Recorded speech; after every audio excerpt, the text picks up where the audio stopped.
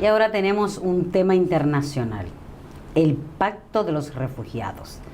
Ese tema tan especial y que significa tanto para los países, para los estados, para los gobernantes y principalmente para las personas que están en una situación difícil.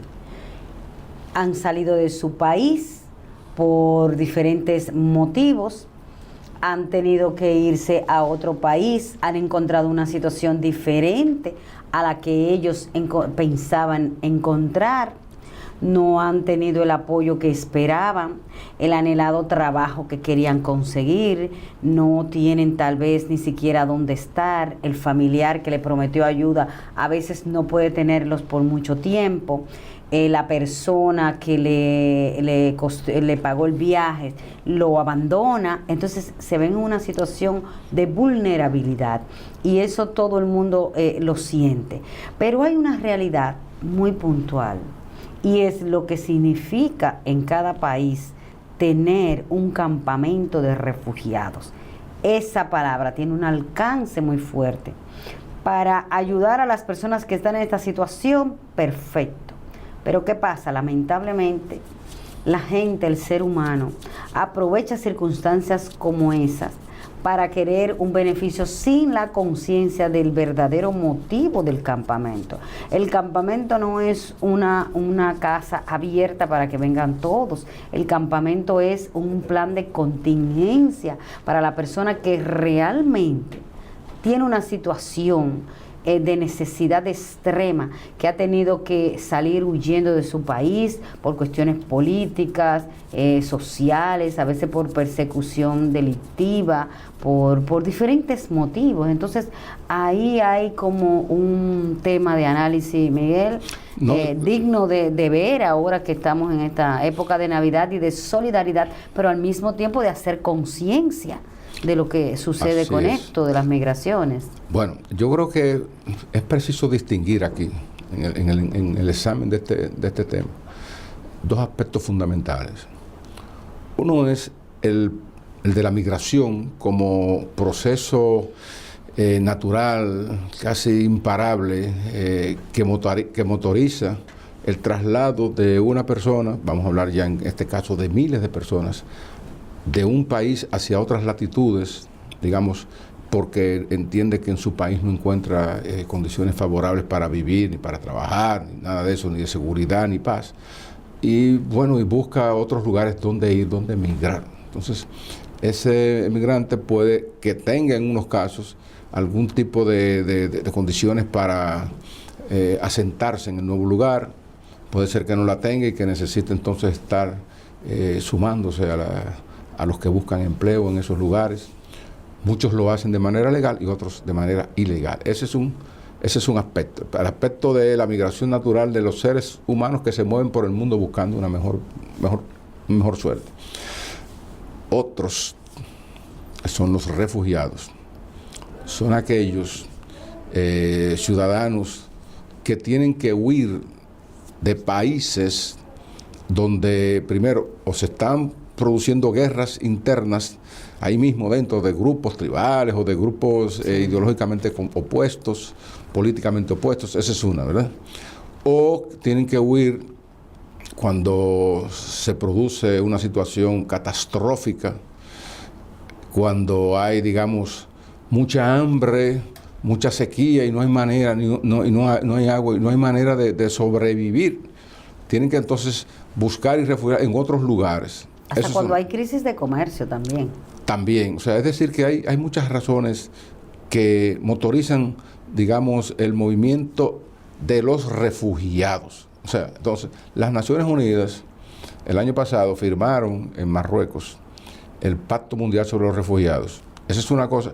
No todos los países firmaron el pacto, ni siquiera la República Dominicana. ¿Por qué? Porque el pacto entraña una serie de compromisos que cada país asume. Tú firmas el pacto y estás asumiendo una serie de compromisos que te pueden exigir que los cumpla en el caso de la eventualidad de una oleada de refugiados, por ejemplo, en el caso haitiano. O sea,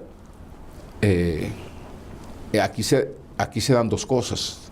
o al menos se ha dado una, que hay una migración ilegal masiva de haitianos. Eso es una. Entonces, un pacto para los refugiados no te obliga a ti a desconocer tus propias leyes migratorias. Tienes que aplicarlas. Pare la cosa.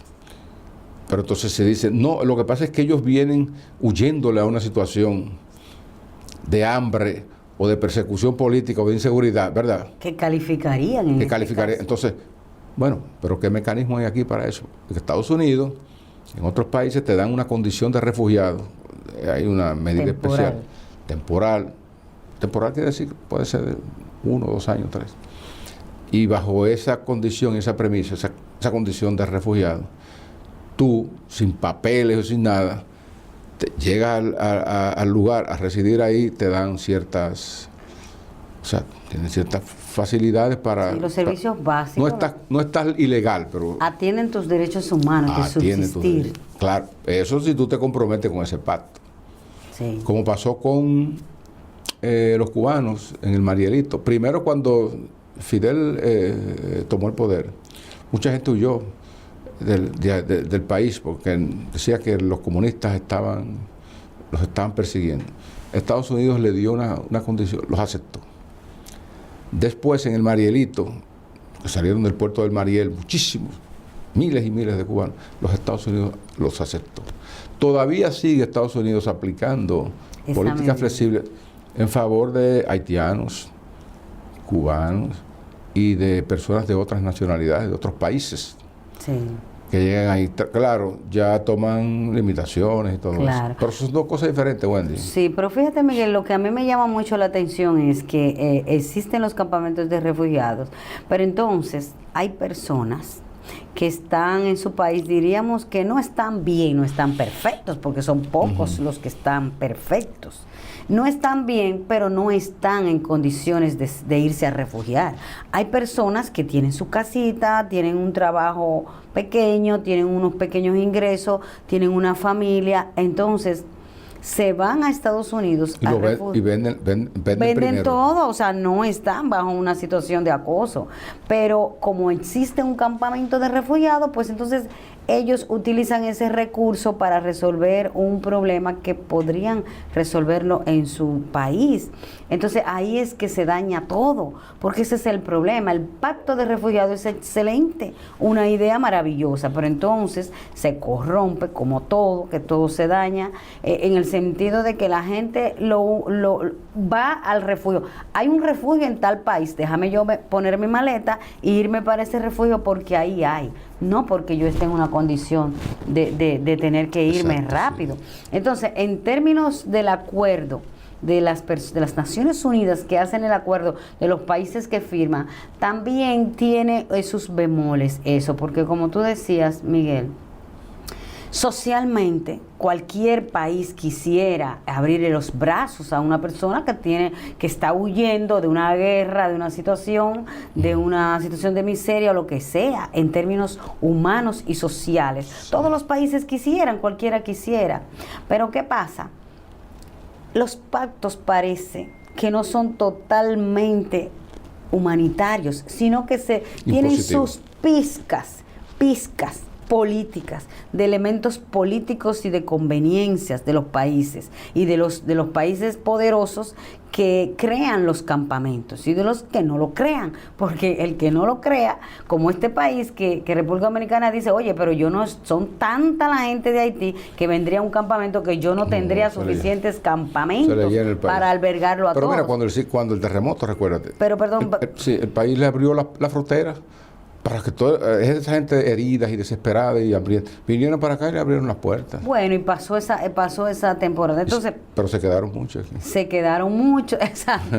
Bueno, ya esa es una situación, pero decía que los países con el punto político y de conveniencia de los refugios, y es una forma también un poco coercitiva de obligar o hacer que los países cumplan con algunas reglas generales mundiales que tal vez no aplican en todos los países, porque España, Francia, Italia tienen una realidad, los países del Caribe tienen otra, Centroamérica tiene otra, Entonces, inclusive hasta diferencias de idioma.